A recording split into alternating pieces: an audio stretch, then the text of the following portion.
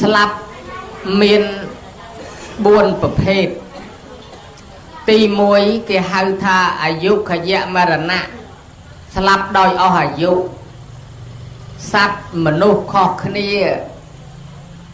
សត្វខ្លះអាយុ7 8ឆ្នាំចាស់ស្លាប់ហើយសត្វខ្លះអាយុ2 ដល់ 10ឆ្នាំចាស់ស្លាប់ហើយសត្វខ្លះអាយុដល់តែ70ឆ្នាំបានចាស់ហើយដល់សត្វខ្លះទៀតអាយុ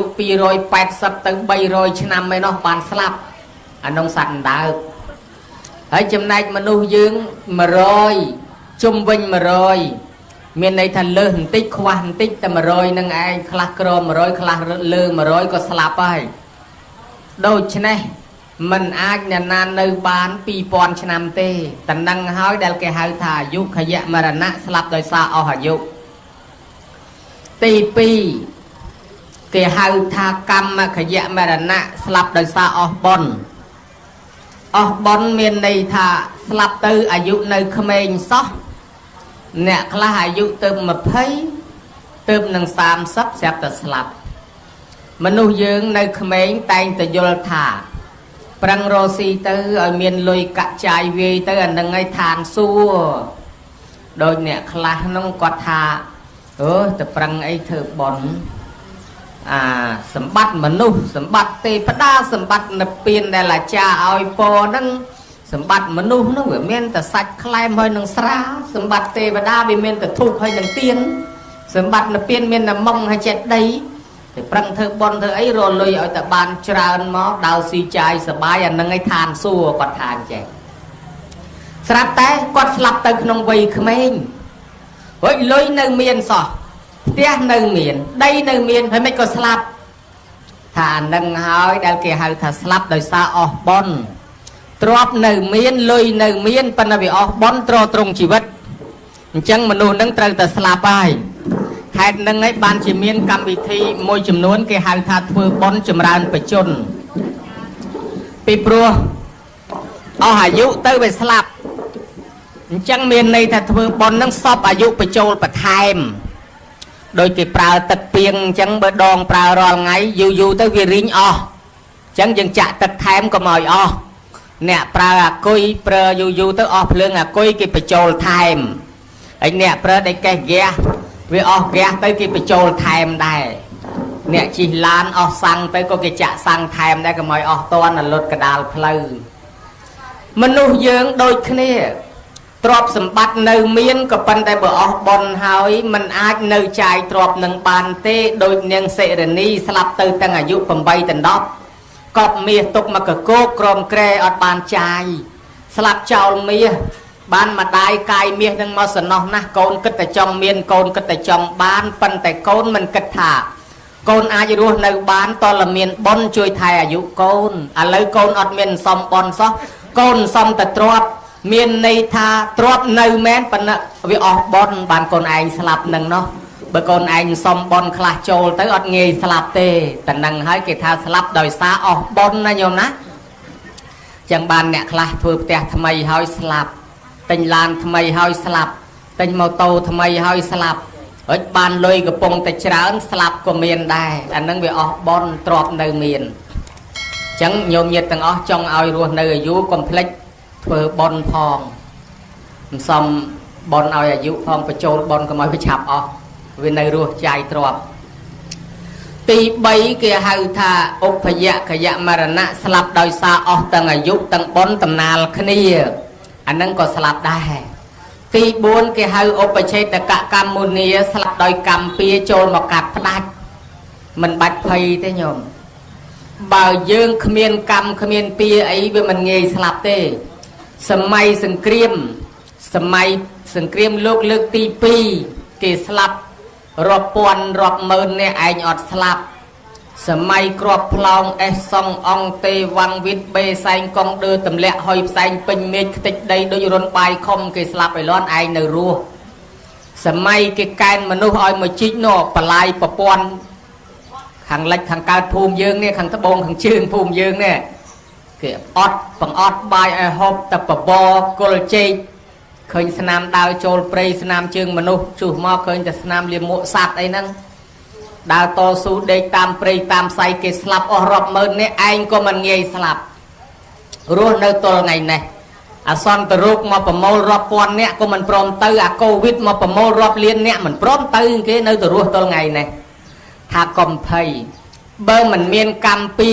បើមិនតន់អស់បនវាមិនងាយស្លាប់ទេប៉ុន្តែបើអស់បនឬមានកម្មពៀស្លាប់ព្រោះអ្នកស្លាប់ដោយសារកម្មពៀដូចជាដើរទៅជួបគ្រោះថ្នាក់គេហៅថាគ្រោះថ្នាក់ធម្មជាតិខ្យល់ផ្គររន្ទះឬក៏ចៃដន្យអ្វីឯណានេះមួយបាក់មេឈើមកសកត់ចំអីអញ្ចឹងទៅបានអាត្មាលើកឡើងថាតាមួយស្ដាប់ធម៌មកយប់ទល់ភ្លឺព្រលឹមឡើងចេញទៅក្រៅវត្តទៅលុបមុខក្បែរទឹកស្រះស្រាប់តែគេដេញចោលរត់ពីភូមិមកតានឹងបោះចោលនឹងបោះប្របិចទ្របក្បែរតានឹងរត់យកព្រះអាយុអ្នកដេញឃើញតានឹងមានប្របិចទ្របវាយតានឹងស្លាប់គេចោទថាគាត់នឹងចោលភិក្ខុសង្ឃលន់មាត់ថាមកពីមកស្ដាប់ធម៌នឹងបានគេវាយស្លាប់បើកុំមកស្ដាប់ធម៌នឹងនៅរស់អយុត្តិធម៌ណាស់បានព្រះអង្គសម្ដែងប្រាប់ថាយុត្តិធម៌ហើយភិក្ខុទាំងឡាយតានឹងពីជាតិមុនមកគាត់អ្នកចម្លងដឲ្យគេឃើញគេមានប្រពន្ធស្អាតយកផងឆ្លងដល់កណ្ដាលទន្លេវាយប្តីគេទម្លាក់ទឹកតដើមយកទ្រព្យគេយកប្រពន្ធគេឥឡូវកម្មវាតាមតន់ត្រូវគេវាយគាត់វិញអញ្ចឹងខ្ញុំមើលឃើញណាអញ្ចឹងបានថារឿងខ្លះវាជារឿងកម្មពៀចាស់យើងសងទៅព្រោះយើងជាពាក់គេឲ្យវារួចគ្នាទៅវិញបើយើងរត់កិច្ចវានៅតែជាពាក់បំណុលនឹងរហូតសាមណេរមួយអង្គបង្រើទៅឧបជាល្អណាស់ស្រាប់តែថ្ងៃមួយគេចាប់ដោតគូតនឹងបកគោលលបងស្លាប់យ៉ាងវេទនាគេថាមិនក៏ធ្វើបុណ្យមិនព្រមជួយថាកម្មចាស់របស់លោកតាមតតកាលពីមុនមកលោកលេងចាប់ទៅកតុំរុយក្តិចកតុយញាត់ស្មៅម៉ែគាត់ថាកុំឲ្យលេងកូនលេងតែអញ្ចឹងមួយថ្ងៃក្តិចទៅកតុំរុយញាត់ស្មៅរហូតម្ល៉េះហើយឥឡូវកម្មវាតាមតនត្រូវគេដោតគូតស្លាប់យ៉ាងវេទនាវិញវាអញ្ចឹងនាងសាមាវតីបង្រើតែព្រះមកធ្វើបុណ្យថ្ងៃមួយគេដុតឆេះក្នុងផ្ទះស្លាប់យ៉ាងវេទនាជាមួយនឹងបរិវារគេថាមិនក៏មិនឃើញបុណ្យមកជួយបុណ្យវាឲ្យផលអត់តន់ទេពេលហ្នឹងបាបវាតាមមកតន់មុនតលតានាងសងបាបគេរួចទៅបានទទួលបុណ្យជាតិមុននាងដុតព្រះបច្ចេកពុទ្ធចុះងូតទឹកឡើងពីទឹកមកវិញល្ងាឃើញសម្រាប់ព្រៃទៅដុតព្រៃហ្នឹងដើម្បីអាំងវាផ្លេចមើលបច្ចេកពុទ្ធកំពុងសមាធិក្នុងកពតព្រៃហ្នឹងឃើញតែដុតជ្រុលហើយពុះអស់បន្ថែមទៀតទៅបំបត្តិផោះតាងកុំឲ្យគេដឹងមានឯណាញោមឲ្យលោកបានសម្រេចធម៌លោកមិនតែឆេះអីបើកម្មពេលឯងត្រូវគេដុតទាំងរស់ចឹងវិញបើយើងគិតមើលពីស្លាប់ដោយសារកម្មពៀឬក៏ថានិស័យត្រូវស្លាប់បើយើងជឿច្បាស់អត់ភ័យដើរទៅណាមកណាពេលយប់ប្រលប់អីវាថាវាមិនតន់ដល់ពេលស្លាប់អត់ភ័យទេមានយាយម្នាក់គាត់ចង់ស្លាប់គាត់ខឹងតាគាត់ធ្វើបាបគាត់ទៅលេបថ្នាំបំពុលញោមរឿងពិតលេបឲ្យថ្នាំបំពុលក្អួតគេយកទៅពេទ្យជួយរស់ទៀតអត់ព្រមស្លាប់ហើយមិនមែនតែមួយទេពី3អាត្មាធ្លាប់ជួបអ្នកពុលផ្ទាល់ហ្នឹងនិយាយប្រាប់ខំលេបថ្នាំសម្រាប់ខ្លួនកូនទៅវិញអស់លេបទៅទៀតកូនទៅវិញអស់វាមិនព្រមពុលព្រោះវាកូនទៅវិញអស់ហើយឥឡូវលេបកមួតទៅមួយសាទៀតលេបไปលែងចូលម្ល៉េះហើយដូរកម្មវិធីលែងលេបថ្នាំទៅឡើងចងកញោមទៅថ្ងៃខ្លះគេឃើញទៅពេលយប់ឡើងដើមស្វាយឡើងវាប់ទៅសបុកអង្ក្រងប្រប៉ិនល្អីចូលក្បាលភ្លុចក្នុងសបុកអង្ក្រងនិយាយពីអង្ក្រងខំតាំងពីច្រមុះតាំងពីភ្នែកតាំងពីតិចចុះក្បាលនៅក្នុងសបុកអង្ក្រងដល់មានតែទ្រាំឯណាបានញោមចងកអាមិនកើតអាខ្លះខំច្រមុះអាខ្លះខំតិចបែបភ្នែកមិនរួចហៅមើលចងកមិនកើតចុះមកវិញបេះអង្ក្រងចេញចងអត់កើតអស់មួយជើងទៀតលើកក្រោយទៀតមកដល់ដេកតាមខ្នល់មកយប់ឲ្យឡានកិននៅងាប់ឡានណាក៏ជិះដែរញោមមកយប់ទល់ព្រឹកគ្មានឡានណាមួយកិនសោះព្រលឹមឡើងទៅផ្ទះវិញហ្មងព្រមងាប់សោះទៅបំបៅកូនតទៀតមកចោលកូនខ្ចីបានថាចង់ស្លាប់វាមិនព្រមស្លាប់សោះមានភិក្ខុមួយអង្គទៀតក៏ចឹងដែរលោកចង់ស្លាប់លោកយកទៅលុកឲ្យពោះខាំអាពោះហ្នឹងមិនព្រមខាំលោកសោះលោកទៅដាក់ដៃឲ្យពោះចឹកពោះមិនព្រមចឹកសោះអញ្ចឹងយកដៃទៅដាក់ឲ្យដល់មាត់ពោះឲ្យពោះចឹក ពោះហ្នឹងនៅបលែងលេងលោកអត់ព្រមចាក់លោកចាប់មាត់ពោះបង្ហាលោកដៃបញ្ចូលទៅក្នុងមាត់អាពោះហ្នឹងវាខំទប់កុំឲ្យមុតថ្មិញទៀតវាទៅចឹងទៅចឹងបានថាអាយុវាមិនតាន់ដល់ក៏យើងមិនបាច់ភ័យដែរប៉ុន្តែបើអាយុដល់ហើយកិច្ចអត់រួចអាត្មាទៅកឋិនមួយស្រាប់តែអ្នកម្ចាស់កឋិនមួយក្មេងគាត់អត់ចូលពហិទេគាត់ថាយាយតានាំគ្នាវេទៅខ្ញុំមិនចូលទេនៅក្មេងណា20ឆ្នាំទៀតបានខ្ញុំធ្វើខ្ញុំបានតែប៉ុណ្ណឹងឯងជួបតែប៉ុណ្ណឹងខ្ញុំទៅវិញខ្លាយកខ្លីចេញទៅមុនគេស្រាប់តែលឺតំណែងមកគ្រោះថ្នាក់ចរាចរណ៍ស្លាប់តាមផ្លូវបាត់មើលឃើញដែរថាមិនហ៊ានចូលវេកឋិនខ្លាអាយុខ្លីចេញទៅដល់វេនត្រូវស្លាប់ទៅតែហ្មងបានស្ដាយថានឹងបើចូលធ្វើកឋិនសិនស្លាប់ទៅបានបុណ្យនឹងជួយកើតជាមនុស្សកើតជាទេវតាវិញតែហ្មងប៉ុន្តែដល់គាត់ជឿខុសអញ្ចឹងគាត់ស្លាប់ទៅដោយសារអត់បុណ្យយាយមួយទៀតនៅខាងភ្នំពេញគាត់ថារាសីគាត់ថ្ងៃហ្នឹងធ្លាក់មិនហ៊ានទៅកឋិនគេទេខ្លាចគ្រោះថ្នាក់ចរាចរណ៍តាមផ្លូវព្រោះរាសីវាធ្លាក់គ្រូទាយទាំងព្រឹកគាត់អត់ប្រភ្នូល្អសោះម្ល៉េះហើយគាត់អត់ទៅគេទៅកឋិននោះគាត់ដាក់ប៉ៅអីដេកក្នុងផ្ទះចេះស្រាប់តែឡានដាច់ចកោតវាមិនព្រមវាចទៅណាវាចបុកលបងផ្ទះគាត់ចូលមកក្នុងផ្ទះមកបុកស្លាប់អាក្នុងផ្ទះហ្នឹងកំពុងតែដេកអីគេទៅកឋិនត្រឡប់មកវិញគេនៅរស់ទាំងអស់ឯងខ្លាចស្លាប់ស្រាប់តែឡានបុកក្នុងផ្ទះស្លាប់បានថាអោសេចក្តីស្លាប់ហើយបើដល់ពេលវាហើយរត់គេចមិនរួចទេពុទ្ធថាអ្នកសមុទ្រមច្ឆេអ្នកអន្តលិកខេអ្នកបបតាណាំងពួនក្នុងព្រៃពួនក្នុងលាងភ្នំពួនក្នុងជ្រោះរត់ទៅលើមេឃក៏អាសេចក្តីស្លាប់វាទៅតាមច្បាច់កយើងឲ្យតលបានទៅជាមួយរហូតតាមម្នាក់ជាពាក់លុយគេច្រើនរលុយសងបានអង្គុយបនឲ្យងាប់យមបបាលអើយយមរាជអើយបកាលអើយមកផ្ដាច់ជីវិតខ្ញុំឲ្យហើយមកអង្គុយតឹងលែងចង់រស់ហើយចង់ស្លាប់ប៉ុន្តែខុសពីអាត្មាពិបាកចិត្តប៉ុណ្ណាក៏គ្មានចង់ងាប់អីបន្តិចដែរចង់រស់រហូតតែគេដល់គេចង់ស្លាប់ស្រាប់តែយមបបាលចេញមកមែនព្រោះយមបបាលរងថ្ងៃដើរលបមើលយើងហ្នឹងឲ្យតែធ្វើអំពើបាបគ្រប់បន្ទុកយមបបាលយកទៅវិញហើយចឹងបានញោមចំណាំមើលជុំវិញខ្លួនញោមអ្នកណាធ្វើតែអំពើបាបមើលងាយម៉ែឪមើលងាយប្រសងអាចារ្យធ្វើបាបច្រើនឡើងគ្មានពីណាអាយុវែងមួយទេអាយុខ្លីអាទាំងអស់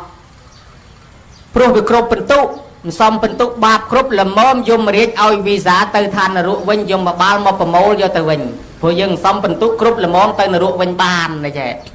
ឥឡូវយមបបាលដើរមកលឺតានឹងកំពុងស្រែកបញ្ចេញខ្លួនមកបង្ហាញឲ្យឃើញភ្នែកស្រស់ហើយខ្ញុំមានការអីជាពាក់លុយច្រើនពេកខ្ជិលសងចង់ងាប់ទៅហ្មងយកខ្ញុំឲ្យហើយទៅថាណែសេចក្តីស្លាប់មិនបាច់ណែឯងបនទេដល់ពេលស្លាប់គង់តែស្លាប់ទេប៉ុន្តែណែឯងវាមិនតាន់ត្រូវស្លាប់សងលុយគេសិនទៅស្លាប់ទៅជាពាក់គេកើតមកខ្ញុំបង្រើគេអាដែលទេកើតមកត្រូវតែបានលុយគេលួចអស់ឬក៏មកសងធ្វើជាខ្ញុំបង្រើសងគេអស់ទឹកលុយនឹងអាដែលហ្នឹងអញ្ចឹងអ្នកជាពាក់គេរត់គេចខ្លួនទៅស្លាប់ទៅកើតមកវិញមកសងតលុយគេហ្នឹងឯងធ្វើខ្ញុំបង្រើឲ្យគេឲ្យរួចថ្លៃលុយជាពាក់បើដូច្នេះហើយណែឯងយកกระดาษមកកត់ទៅខ្ញុំប្រាប់ឆ្នាំយមបបាលហ្នឹងក៏ប្រាប់ឆ្នាំនេះអាដើមនេះឆ្នាំកាពះដើមនេះឆ្នាំគ្រុនចាញ់ដើមនេះឆ្នាំល្មាស់ដើមនេះឆ្នាំកូនខ្ចីឧបមាថាម្រេចដីផ្លៃកបាញ់តកោងកលកាញ់កលាញ់ថ្ងាន់ត្រៀលត្រោះកវ៉ាន់គុយសគុំទេព្រូសបោលបែងឆ្កែស្រែងបែងថ្ងៃដីដបោកអាំងកំឡោចបាយក្តាំងក្រៀនខែបណានោមទាស់ខ្លាំងពេកអត់ព្រមជាសោះតែមកមុខគេមរះព្រៅកាច់ញាត់ក្នុងកំសៀវដាំហូប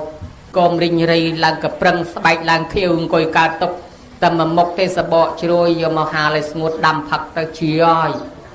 ឧបមាអញ្ចឹងណាប្រាប់ឆ្នាំអញ្ចឹងទៅដើមណែអីផ្សេងសបកឈើសបកព្រៃគាត់ចិត្តតែគាត់អានេះឆ្នាំកាពះតែមកមុខទេវ័នតុងដាំផឹកទៅបាត់ហើយអញ្ចឹងទៅគាត់ទៅសេដាក់ទាំងអស់ហើយគាត់ទៅធ្វើឆ្នាំនឹងលក់ឲ្យគេស្រាប់តែគេយកទិញយកទៅប្រកែជាឲ្យពេញភូមិគេផ្អើលទិញឆ្នាំគាត់ស្រាប់តែលក់ដាច់ឡើងគាត់คลายទៅជាអ្នកមានសងលុយគេរួចអស់អាលីងคลายទៅជាសេដ្ឋីអ្នកមានដាច់គេមកភូមិខ្ញុំដល់អញ្ចឹងទៅคลายទៅជាអ្នកមានដាច់គេមកភូមិគាត់លែងចង់ស្លាប់ដល់คลายជាអ្នកមានលែងចង់ស្លាប់សិលក៏មិនធ្វើបុណ្យក៏មិនធ្វើទានក៏មិនធ្វើអាឡ័យប្រមូលលុយរាល់ថ្ងៃ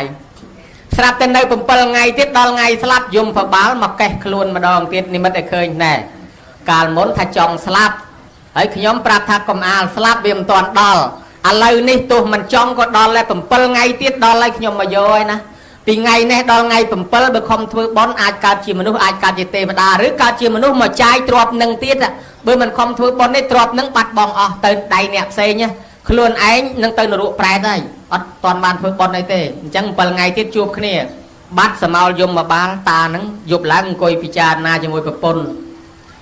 7ថ្ងៃទៀតយមបបាលមកយកយើងកន្លែងហ្នឹងបើអញ្ចឹងយើងកុំនៅឯងជូនទ្រព្យដាក់សពៅទៅជាមួយខ្ញុំទៅត្រួយខាងនោះយមបបាលមករកយើងនេះអត់ឃើញទេប្រមូលទ្រព្យដាក់សពៅទាំងប្តីទាំងប្រពន្ធនាំកូននាំចៅឡើងសពៅបើកចរចេញទៅកាត់សមុទ្រទៅនៅត្រើយមកខាងសមុទ្រ7យប់7ថ្ងៃសពៅនៅភ្លើមកដាលទឹកប៉ះខ្យល់ព្យុះមកតម្រងបកបោកសពៅនឹងលិចព្រឹបទៅទាំងអស់គ្នាតរថ្ងៃនេះមិនទាន់បានមកវិញផងបានថាញោមមើលខំរត់កិច្ចវាមិនរួចត្រូវតែស្លាប់បបាត់សពពុទ្ធព្រះអង្គថា7ថ្ងៃទៀតស្លាប់ហើយស្លាប់ដោយសារពធនីស្រូបអញមិនជឿអញឡើងប្រាសាទឲ្យខ្ពស់ពធនីស្រូបអត់ដល់ឡើងទៅមែនដល់ថ្ងៃទី7ស្រាប់តែសេះវាក៏ជ្រុលហេចង់ចោះទៅមើលសេះអាមាត្យថាព្រះអង្គកុំចោះព្រោះដាក់អាមាត្យឲ្យយាមខ្លាចព្រះអង្គចោះមកហេអញចង់ទៅមើលសេះវាកើតកូនសេះឈ្មោលកើតកូនអីសេះឈ្មោលអញចង់ទៅមើលអាមាត្យចាប់ថាកុំឲ្យចោះបោះទៅលើវិញវាមិនធ្លាក់ទៅលើធ្លាក់មកក្រោមអាមាត្យខាងក្រោមចេះតែបោះតដល់ដីលិចភ្លឹបស្លាប់ទៅមែនបានថាអើកិច្ចពីស្លាប់អត់រួចកូនសេដ្ឋីម្នាក់គេថាមនុស្សហ្នឹងស្លាប់អាយុមិនវែងទេព្រោះមានទំនាយត្រូវកម្មពៀត្រូវកបីវត្តឪថាអញមិនឲ្យកបីវត្តកូនអញដាច់ខាតមិនឲ្យកូនចោះដីដាច់ខាតកូននៅតែលើផ្ទះហើយដល់វាលមាស់ក្បាលយកអាស្និតមកសិតចៃសិតចោះសិតឡើងបាក់បលាស្និតមួយជុងឲ្យឡើងជ្រៅទៅក្នុងក្បាលហ្នឹងកើតតបៅហ្នឹងវារីករួមហើមទៅដូចមហារាជអញ្ចឹងព្យាបាលអត់ជាក៏ស្លាប់ទៅស្រាប់តែយកស្និតហ្នឹងមកមើលស្និតធ្វើពីស្នែងកបីអញថាកុំឲ្យកបីវត្តឥឡូវកបីឡើងមកវត្តដល់លើផ្ទះកបីនឹងស្និតព្រោះស្និតធ្វើពីស្នែងកបីបានថាទំនាយវាអញ្ចឹងណាញោមណាបើវាត្រូវស្លាប់ហើយកិច្ចមិនផុតរត់មិនរួចទេដូច្នេះតលតែ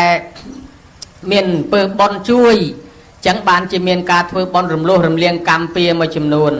ហើយដល់តែស្លាប់ទៅតើអ្នកស្លាប់ទៅកើតឯណាអាហ្នឹងវាមានរឿងតទៀតដែរអ្នកស្លាប់ទៅមានអង្គ3មានអារម្មណ៍3ពេលចិត្តស្លាប់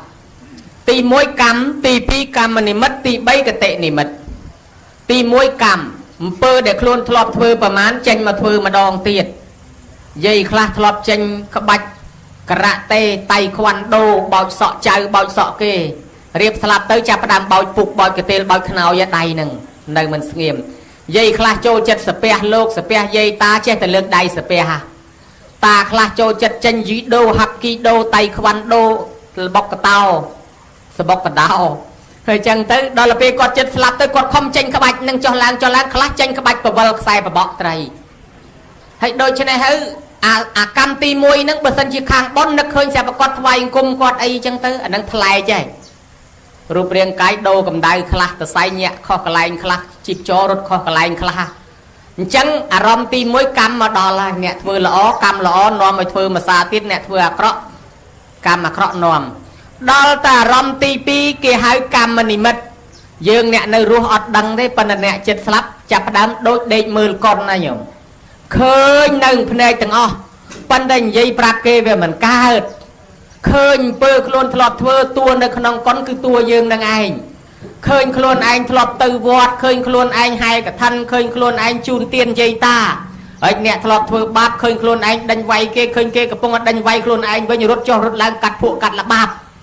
អាហ្នឹងឃើញពើបនឬពើបាបដែលខ្លួនធ្លាប់ធ្វើពីដើមចន្តកៈសោករកៈនិងគោខេតកៈធ្លាប់ធ្វើបាបសត្វស្រាប់តែឃើញសត្វមកដេញធ្វើបាបគាត់ស្រែកតាមសត្វនឹងទៅផ្អើលឮដល់ព្រះបានព្រះអង្គសួរអានន្ទថាសំឡេងនៅនឹងស្រែកបានព្រះអង្គសម្ដែងរឿងនឹងប្រាប់ថាមនុស្សចិត្តស្លាប់ទៅអញ្ចឹងគាត់ធ្លាប់ធ្វើបាបសត្វឥឡូវគាត់ឃើញនឹងភ្នែកឃើញតែសត្វនឹងមកផ្ដន់ទាមកតាមធ្វើបាបគាត់វិញគាត់ស្រែកតាមសត្វនឹងផុតអាកម្មទី2នេះទៅចូលអារម្មណ៍ទី3គេហៅថាកតិនិមិត្តឃើញកន្លែងត្រូវទៅអ្នកខ្លះសម្លឹងឃើញឋានសួគ៌ឃើញវិមានឃើញសួនច្បារអ្នកខ្លះទៀតសម្លឹងឃើញកន្លែងគេវាយគេដំគេច្រំគេធាក់គេចាប់គេចងពីរនេះដើរខុសគ្នា បើឃើញសួនច្បារឃើញវិមានអ្នកនោះស្លាប់ទៅកើតក្នុងឋានសួគ៌បុរាណថាដូចតកៅបាក់ខ្នងកំពុងរេរកន្លែងតោងរេរភពឃើញអីចាប់នឹងបើឃើញកន្លែងសួនច្បារវិមានចាប់ប៉ាប់មនុស្សនឹងទៅឋានសួគ៌ប្រឡែងជើងខាងនេះទៅគឺដាច់ខ្យល់ប៉ាត់មនុស្សនឹងស្លាប់ហើយបើរេទៅរកកន្លែងគេវាយគេដំគេច្រំធាក់មនុស្សនឹងទាញទៅខាងអបាយមាននរកប្រែតប្រឡែងជើងខាងមកខាងនេះដូចតកៅបាក់ខ្នងអញ្ចឹងរបូតជើងខាងនេះដាច់ខ្យល់ប៉ាត់